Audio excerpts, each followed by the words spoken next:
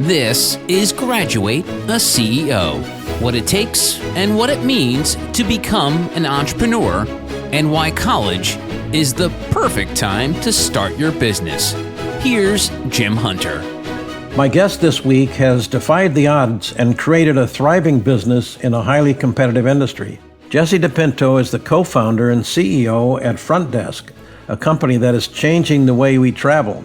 With a BS in engineering from the University of Wisconsin-Milwaukee and a wealth of experience in product leadership, Jesse has leveraged his skills to create a company that is making waves in the travel industry. Frontdesk provides a home away from home for the modern traveler with locations in 30-plus U.S. markets. Jesse, welcome to the podcast. Hi, Jim. Thank you for having me. Great to be here. Well, Jesse, as you know, I wrote the book on becoming an entrepreneur while in college, but what inspired you to become an entrepreneur in the first place? Well, it was a word that I didn't really fully understand what it meant until I was about 20 years old. My dad came on a boat from Italy as an immigrant when he was 11 years old. And so my family and my uncles had been starting small businesses, gas stations, apartment buildings, my whole life, and I didn't really think anything of it. I had a lemonade stand growing up. The innovation we had was delivering lemonade to people's doors versus waiting for them to come to us. So quite proud of that experience, one of the highlights of my childhood. But, when I went to college, studied mechanical engineering, and it wasn't till I ran into a group of professors that had offered business classes for engineers. And I realized halfway through college that that was actually the path I should have taken, is business. And I enjoyed both. So it was a fortuitous opportunity that I took my first business class, fell in love with it, and was inspired at that point to start a company in college. Well, that's great. Can you talk about your biggest challenge when starting Frontdesk and how you overcame it? This is jumping forward quite a bit, but what would you say the biggest challenge was? Oh, well, that's easy. The pandemic of 2020, COVID-19. Frontdesk is a travel and hospitality business. We offer an alternative to hotels and Airbnbs for the modern traveler. So if you're looking for the best of both worlds, a consistent experience that's predictable and safe with the amenities and the tech enablement and the larger space that consumers have come to appreciate with short-term rentals like Airbnb and VRBO, Frontdesk is that next generation hospitality brand for the modern traveler. And so as a travel and hospitality company, it was a very scary moment in March of 2020 when we had more cancellations than new bookings, and sort of stared death in the face. And I could probably talk for a whole hour about that moment, but that was a crucible moment for us as a company, where times were pretty easy up until that point, and then we had to really get creative and get scrappy and roll up our sleeves. And we saw at that point what hard work actually looked like. But it was a great opportunity for us as a company to emerge on the other side. Well, that sounds scary. How long have you been in operation at that point? It would have been about 3 years, almost 3.5 years. So you'd been in operation for 3 years before the pandemic hit. That's right. It was a very strange time. There was a boom in our industry. There was a boom overall, zero interest rate environment, VC, venture capital money flowing all over the place. And, the world was a lot different back then. The name of the game in 2017 through 2019 was grow, grow, grow, grow, grow. And as you know, the world is quite different now, getting back to fundamentals, getting back to basics. But, that at that point in time, that was the moment where you realized we had to look at things a different way. Well, that is very scary. I can imagine that that business slowed down, maybe stopped at that point. What did you do to keep body and soul together? Worked like a maniac, for one. No, in reality, we threw a lot of things at the wall, and we were fortunate that enough of the ideas stuck. And we were even more fortunate that we had an incredibly supportive community of investors, of employees, of customers, of partners. And really, without the goodwill and the strength of those partnerships and the good people backing the company, we would not be here today. And so, the some of the lessons that when I think back to that time and I reflect on what actually worked, of the hundreds of ideas we threw at the wall, which 10 or 20 of those stuck. And I guess I'll give you a couple key themes that made an imprint on me. Number one is that in a time of crisis, erring on the side of over communication worked incredibly to our benefit. You're in a time of uncertainty and chaos as a business where every stakeholder in your business is wondering what's next and what does this mean for them. And only they can answer that question, but what they need is the right information to make those right decisions. And they want to be well informed as to the state of the business, most of the time to see how they can help, and other times to see how they can plan their own futures accordingly. And being fully transparent and very over communicative with our investors, our employees, our partners, and our customers, it really helped increase that credibility and that bonds that we formed with them. Another lesson learned was completely rethinking what has worked in the past. It was a bit of a reset moment where we all had to acknowledge that the world is much different now than anybody would have predicted, and using that as an opportunity to make the necessary change to strengthen our business moving forward long term. You never know when another pandemic might hit or another recession might hit. And it was a good kind of dose of reality that we need to build a business that's anti-fragile, that can survive the good times and bad. And so continuing on that way.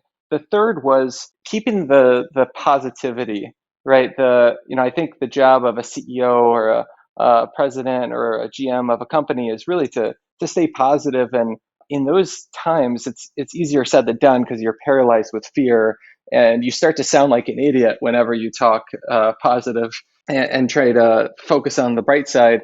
However, there was a real true story here that when I think back to that time, the pandemic actually ended up being better for our business in the long run. These were things I was trying to tell our stakeholders early on, and maybe half of them believed me and half of them didn't.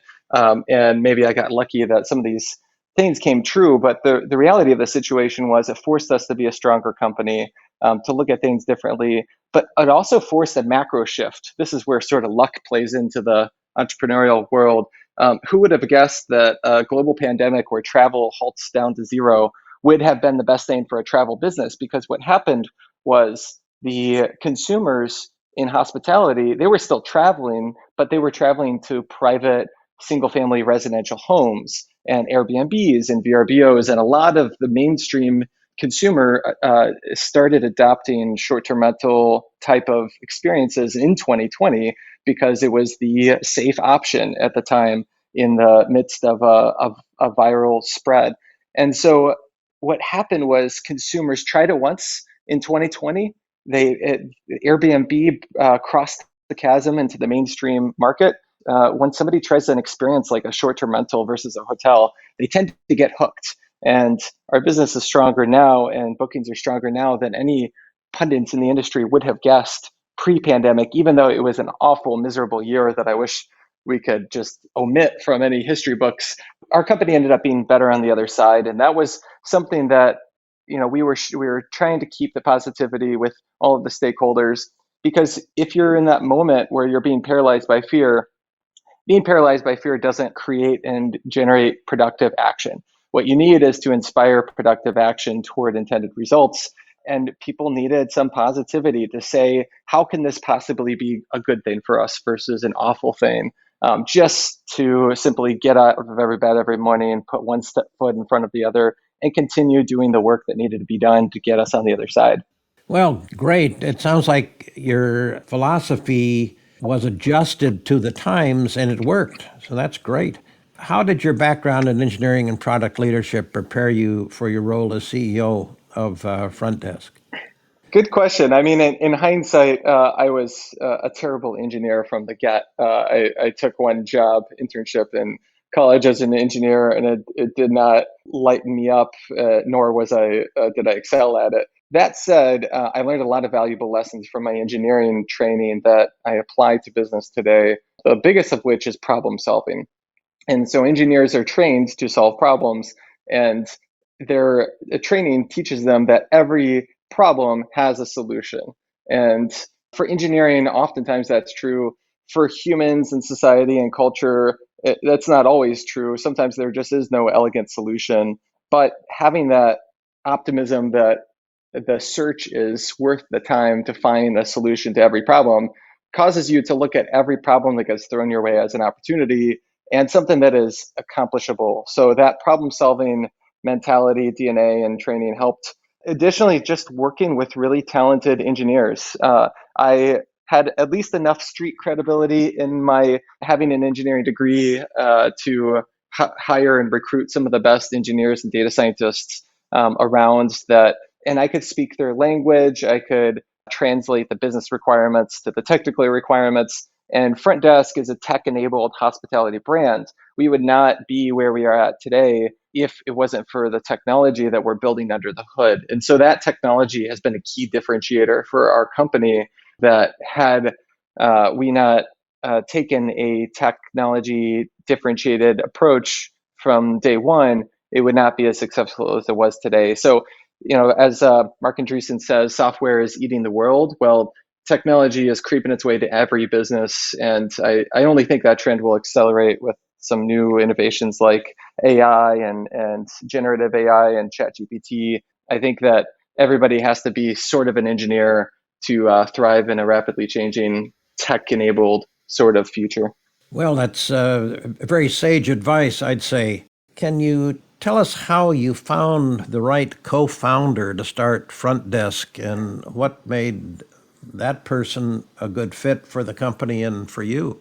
So when Kyle and I started this company in 2017, it would not have gotten to where it was today without him. Number one, he inspired the idea. He traveled the world with his wife. He stayed in dozens of Airbnbs across the world after he sold his first business. And he had the incredible insight that the short-term rental ecosystem was lacking in the fundamentals of hospitality that travelers and consumers have come to adopt over the decades. And so he brought the idea, but number two is he brought the leadership. Kyle was our first CEO. I only recently took over the CEO hat a few months ago, but Kyle Weatherly, as the CEO at Frontdesk, led the company through that awful, challenging year of ours in 2020.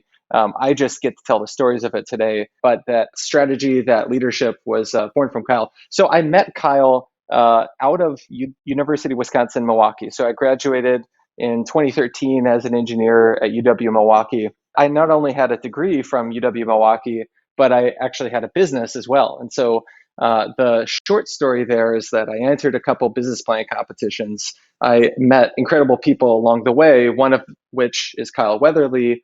Another was the Lamacchia family, who has been some of our greatest partners and supporters to date as well. Some of these connections I formed in my UW-Milwaukee college days, launching different concepts and different initiatives, different projects. And so Kyle was a customer of mine at a previous startup company. I, at the time, had built, along with some really talented engineers, a 3D scanner and a 3D printer that could revolutionize healthcare measurement techniques. And he was in the healthcare medical device business and was able to hire us to build a custom 3D scanning solution for his business at the time before he sold it. So Kyle had saw some press about our 3D scanning company in the local news and reached out. We went our separate ways for a few years after he sold his company, and I went to go work for some other really exciting companies, and then we circled back a few years later and decided to start a business. It's funny though, when I reflect, Frontdesk was not the first business we had in mind. We actually burned through about 5 ideas pretty rapidly within 1 month per idea until we landed on Frontdesk as a concept to really go all in that was the idea that stuck, and that's where we're at today. Fantastic. Can you talk about how you handle the financial aspects of running a business and securing funding?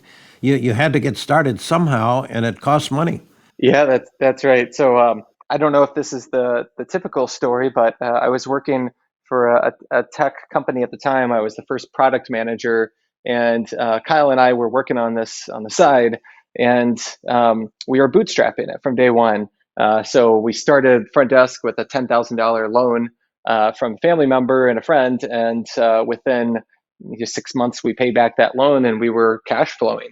And so we wanted to make sure we had enough traction and that we proved the concept, and that we showed enough growth until going out to the capital markets to fundraise. At that time, I was still working a day job, and that was limiting our growth. That was the limiter at the time. And so what my boss was actually our first investor in the business, and he wrote an angel check, and that angel check turned into seed funding. That seed funding turned into seed extension funding, which turned into a Series A funding, which turned into a Series B funding. And flash forward 6 years later, including one very helpful and supportive and smart investor after another, the company has raised over $20 million of startup capital from angel and venture capital investors. We have some of the largest, most reputable financial backers: JetBlue Technology Ventures,